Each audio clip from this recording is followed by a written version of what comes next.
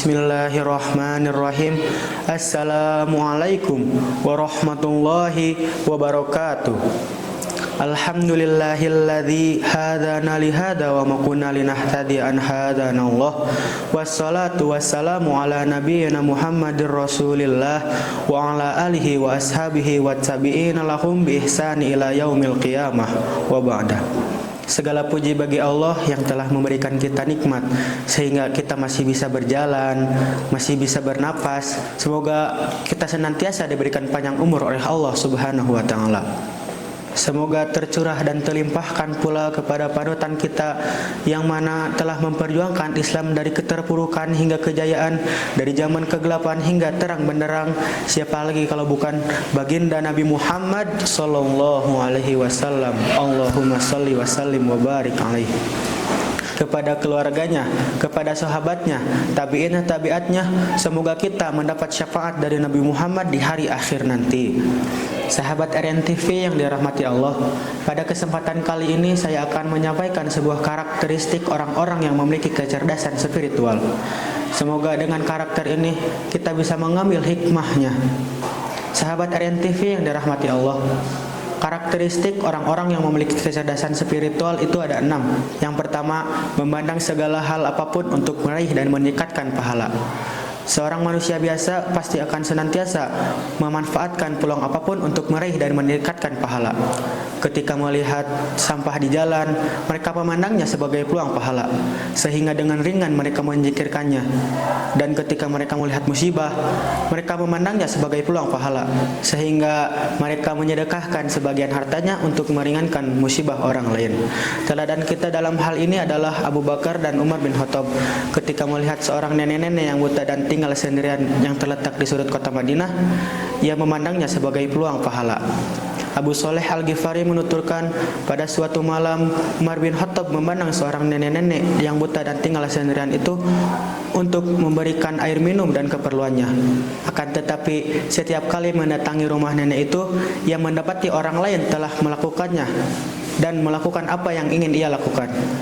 Akhirnya ia bertekad untuk berangkat lebih awal supaya tidak didahului oleh orang itu. Dan sambil mengamati siapakah orang itu, ternyata orang itu adalah Abu Bakar As-Siddiq, sedangkan beliau pada waktu itu adalah seorang khalifah.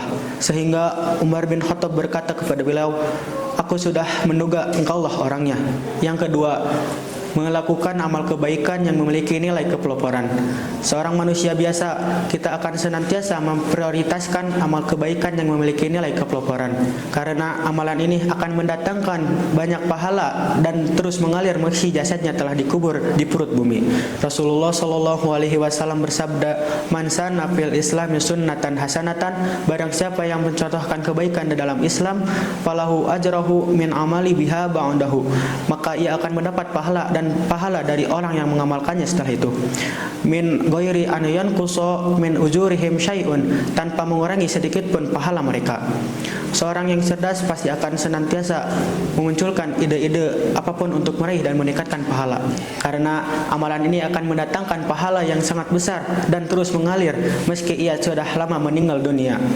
Yang ketiga, menunaikan ibadah yang dapat melipat gandakan pahala. Seorang manusia biasa pasti akan memilih cara apapun untuk melipat gandakan pahala. Contohnya, ia akan berusaha untuk melaksanakan sholat wajib berjamaah selama tidak ada udzur. Datang lebih awal dengan langkah yang tenang dan penuh kehusuan, karena semua itu akan mendatangkan pahala yang sangat besar. Qala Rasul, sholatul jamaati min sholatil fadhi, sholat berjamaah lebih utama daripada sholat sendirian. Bisa ba'in wa isrina darajatan, dengan 27 derajat. Yang keempat, melakukan amal kebaikan yang sering dilalaikan orang lain. Seorang manusia biasa akan tetap bersemangat melakukan amal kebaikan yang sering diabaikan orang lain. Contohnya, Bilal bin Rabah, sendalnya mendahului sendal para sahabatnya untuk memasuki surga, karena ia senantiasa melakukan sholat 2 rakaat ba'da wudu dan jarang dilakukan oleh sahabat yang lain. Rasulullah Shallallahu alaihi wasallam berkata kepada Bilal, "Hai Bilal, ceritakanlah kepadaku suatu amalan yang paling kamu harapkan pahalanya di sisi Allah, karena aku telah mendengar kedua sandalmu di depanku di dalam surga."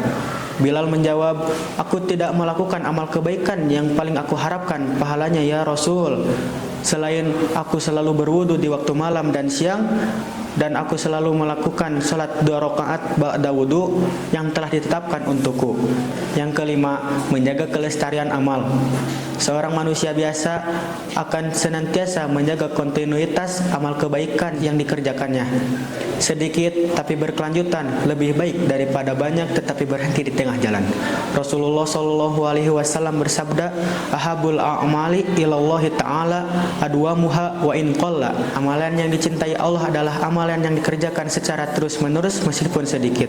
Seorang manusia biasa banyak belajar dari kegagalan dan kesuksesan orang lain, sehingga ia dapat menghadirkan faktor-faktor keberhasilan dan meminimalisir faktor-faktor kegagalan. Yang keenam, bersegera bertaubat dan tidak mengulangi kemaksiatan. Sebagai manusia biasa, kita pasti pernah melakukan kesalahan dan dosa. Akan tetapi yang membedakan dari banyak orang adalah ia bersegera bertaubat dan tidak mengulangi kesalahannya. Rasulullah Shallallahu Alaihi Wasallam bersabda, "La yuldagul mu'minu min juhrin wahidin marrataini." Seorang mukmin tidak boleh tersengat dalam satu lubang 2 kali. Dan setelah itu ia lebih banyak mengambil pelajaran dari peristiwa yang telah dialaminya. Rasulullah Shallallahu Alaihi Wasallam bersabda, "La halima illa asratin wala hakima illa dzu tajribatin." Tidak ada orang yang santun kecuali orang yang pernah melakukan kesalahan, dan tidak ada orang yang bijak kecuali orang yang pernah memiliki pengalaman. Sahabat RNTV yang dirahmati Allah, itulah pemaparan mengenai kecerdasan spiritual yang dapat mengantarkan kita kepada kesuksesan dunia dan akhirat.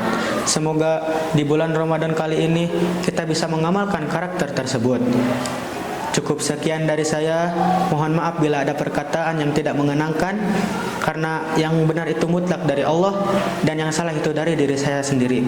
Akhirul kalam, wassalamualaikum warahmatullahi wabarakatuh.